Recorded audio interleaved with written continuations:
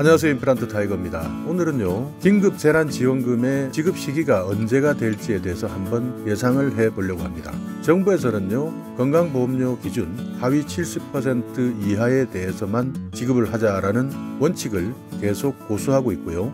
여당에서는 전 국민 또는 전 가구에 100% 지급하자라는 안을 주장하고 있습니다. 지난 선거에서 이 주장을 했고 국민께 드린 약속이기 때문에 지켜야 한다는 주장인데요. 긴급재난지원금, 이 말에서 나오듯이 지금 현재 긴급한 상황이기 때문에 급한 불을 끄는 심정으로 신속하고 빠르게 고통받고 있는 국민들께 빨리빨리 지급이 되어야 하는 것인데요. 지금은 긴급재난지원금이 아니라 긴급이 빠진 시간만 허비하고 있는 재난지원금이 아닌가라는 불만이 높아지고 있는 상황입니다. 지금 현재까지 여당과 정부 간의 논의를 지켜보자면요, 5월에는 지급이 불가능할 것으로 예상이 되고요, 6월이 되어서야 지급이 되지 않을까 예상이 되는데요. 6월에 지급될 수밖에 없는 이유, 오늘 이 영상 궁금하시면 계속 봐주세요.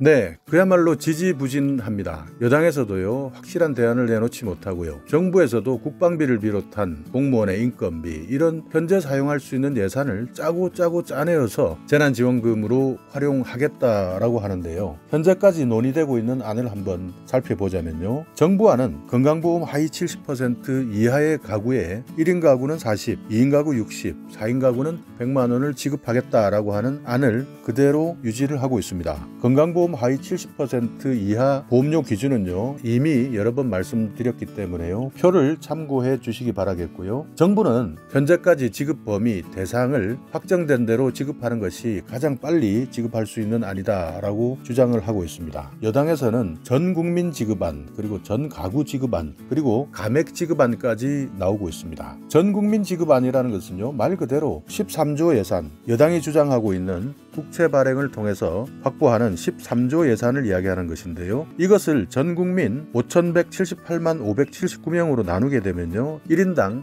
약 25만 원 정도의 재난지원금이 나오게 되는데요. 이것을 기준으로 해서 지급하자라는 안도 있고요. 또 하나는 전 가구 지급안입니다. 그러니까 4인 가구를 기준으로 해서 100만 원을 지급하는데 1인 가구, 2인 가구, 3인 가구, 그리고 4인 가구 이상은 어떻게 할 것인지, 여기에 대해서는 새로운 기준을 만들어서 지급하자라고 하는 것인데요. 마찬가지로 13조라는 예산을 가지고 우리나라 전 가구 1997만 9,188가구를 나누어 보면요, 65만 원 정도가 한 가구당 배정이 됩니다. 이 가구에는요, 1인 가구도 있을 것이고 2인 가구도 있을 것이고 또 6인 가구, 7인 가구도 있을 텐데요. 여기에는 어떻게 공평하게 지급할 수 있느냐의 부분에 대해서는요, 또다시 새로운 기준이 필요한 상황이죠. 그리고 또 하나가 최근 나오고 있는 감액 지급안입니다. 그러니까 13조 국채 발행, 13조 예산을 만들기 위해서는요, 국채 발행이 불가피하기 때문에 국채를 발행하자. 그러나 정부에서는요, 국채 발행은 안 된다. 우리나라의 신용 등급이 하락할 수 있다.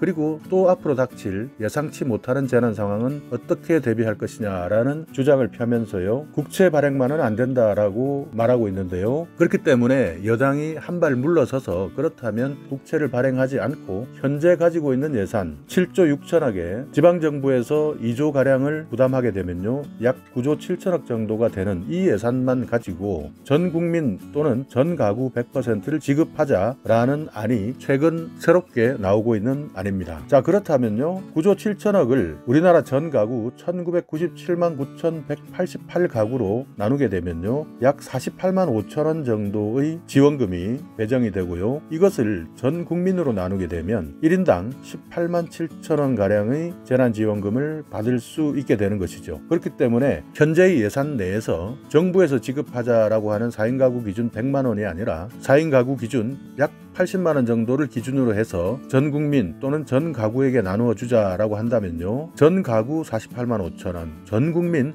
18만 7천 원, 이 정도의 재난지원금이 나오게 되는 것이죠. 그렇기 때문에 정부 입장에서는요, 만약 9조 7천억을 놓고 전 국민에게 나누어 준다라고 한다면요, 가구당 얼마를 줄 것이냐, 여기에 대한 새로운 기준을 만드는데도 시간이 필요할 것 같습니다. 이렇게 현재까지 나와 있는 안은요, 기존 정부의 건강보험 하위 70% 이하안, 여당에서 주장하는 전국민 지급안, 전가구 지급안, 감액해서 전국민에게 주자라고 이야기하고 있는 감액 지급안, 이렇게 4가지 종류가 논의가 되고 있는데요. 여기에서 사실상 전국민 지급안은 전가구 지급안과 합쳐서 포함해서 논의가 되고 있으니까요. 이 점도 참고해 주시기 바라겠습니다. 자, 그렇다면 가장 빨리 지급할 수 있는 것은 아무래도 이미 계획되었던 부분을 빨리 국회를 통과시켜서 지급하는 아니겠죠. 그러니까 정부안이 현재까지는 가장 빠르다고 봅니다. 그렇기 때문에 정부에서 주장하고 있는 안은 상위 30%에게는 재난지원금이 가지 않는 단점이 있는 반면에 가장 신속하게 지급할 수 있는 안이 되겠죠. 여기에서 우리가 놓치면 안 되는 것은요, 여당에서 지금까지 주장하고 있었던 13조 안인데요. 이것은 국채를 발행하자는 것이죠. 국채 발행, 빚을 내자는 것입니다. 그렇다면요, 우리가 국채 발행 쉽게 빚을 내면 된다라고 생각을 하는 것 같은데요. 국채 발행하는데도 절차가 있습니다. 먼저 국채 발행을 하기 위해서는요, 국채 발행 계획안을 작성하고 여기에 대한 조정 작업이 있어야 되고요. 그런 다음에 국채 발행 동의안을 국무회의에서 심의하고 의결을 해야 됩니다. 이런 절차들도 시간이 하루 이틀 걸리는 것이 아니겠죠. 그리고 이렇게 국무회의에서 심의된 안을요, 국회에 제출을 해야 되는데요. 국회에 제출하기 위해서는요, 기획재정부에서 대통령의 재가를 받아야 합니다. 여기에도 또 시간이 걸리는 것이죠. 국회에 제출되고 나면요, 국회에서는 상임위에서도 심의를 해야 되고요, 본회의를 열어서 통과를 시켜야 됩니다. 그렇게 해서 국회를 통과하게 되면요, 또다시 정부에서는요, 국채 발행 계획을 수립해야 되고요, 또 국채 발행을 어디서 대행할 것인가라는 대행기관을 선정하는 시간도 걸리고요. 그리고 이 대행기관이 국채를 발행한 후에 발행 대금을 세입 조치를 하게 되는데요. 발행 대금을 한국은행의 정부 예금 계정에 입금하는 절차까지 국채 발행의 절차를 고려한다면요, 이것도 아무리 빨라도 일주일이고요. 이 시간이 훨씬 더 오래 소요될 수 있다는 점을 감안하게 되면요, 여당에서 주장하고 있는 국채 발행을 통한 13조 예산을 확보하겠다라고 하는 안은요, 앞으로도 시간이 더 걸릴 것으로 예상이 됩니다. 자, 그래서요, 이것을 한번 표로 한번 살펴보자면요, 정부안 같은 경우에는 신속 지급할 수 있다. 그리고 야당에서도 현재까지는 반대하지 않는다라는 장점이 있는 반면에요, 상위 30%에 해당되시는 분들은 배제된다라고 하는 단점이 있습니다. 그러나 5월 중에 신속하게 지급되기 때문에 국민들 입장에서는 긴급재난지원금의 의미를 살릴 수 있다라는 반응이 있고, 여당 전국민 지급안은요, 장점은요, 전국민 모두에게 평등하게 지원한다라는 장점이 있지만요, 단점으로는 국채를 발행해야 되고 또 야당에서 반대하고 있고요, 지급이 지연될 수밖에 없다라는 단점이 있습니다.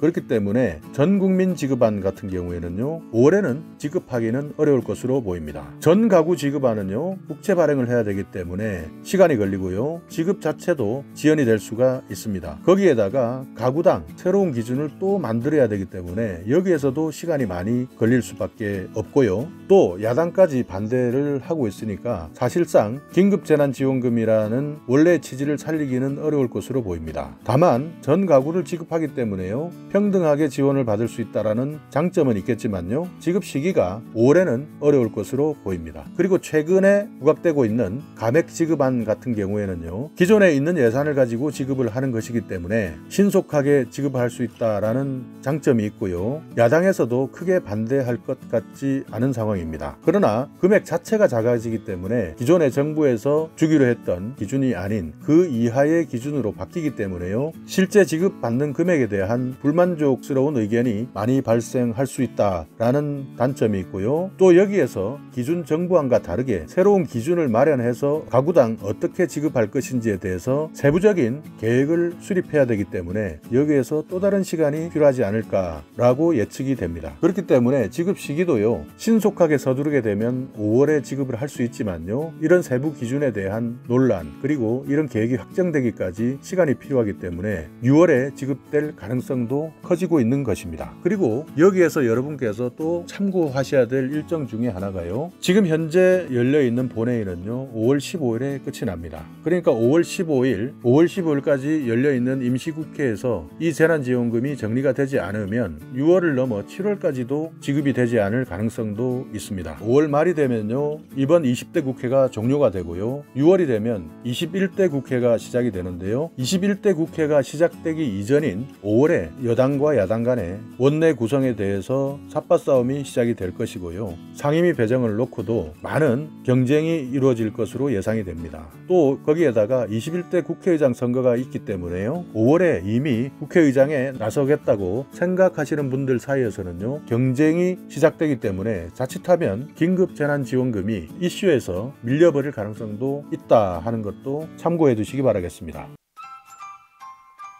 자, 이렇게 정부에서 추진하고 있는 건강보험료 기준 하위 70% 지급안, 그리고 여당에서 추진하고 있는 전국민 전가구 100% 지급안이 어떻게 추진되고 어떻게 논의되고 있는지에 대해서 알아봤는데요. 우리가 5월에 지급받기 위해서는요 정부안이 가장 유력하고요 그렇기 때문에 어쩔 수 없이 상위 30%에 해당하시는 분들은 배제될 수밖에 없지 않느냐 하는 예상이 있고요. 또 하나는 덜 받는 감액안을 제시를 했는데요. 이 안이 제시가 된다면 기존 우리가 예상하고 있었던 재난지원금에서 조금 덜 받으면서 그러나 신속하게 지원받을 수 있지 않을까라고 생각을 합니다. 조금 더 신속하게, 그리고 국민들이 받고 있는 고통을 감안해서 조금 더 빠른 논의가 진행되었으면 하는 것이 저의 생각인데요. 지금 현재 국민들 사이에서는요 긴급재난지원금이 긴급이 빠진 시간만 허비하고 있는 하세월 재난지원금이 됐다, 그리고 재난지원금이 아니라 장난지원금이 아니냐라는 이런 말까지 돌고 있습니다.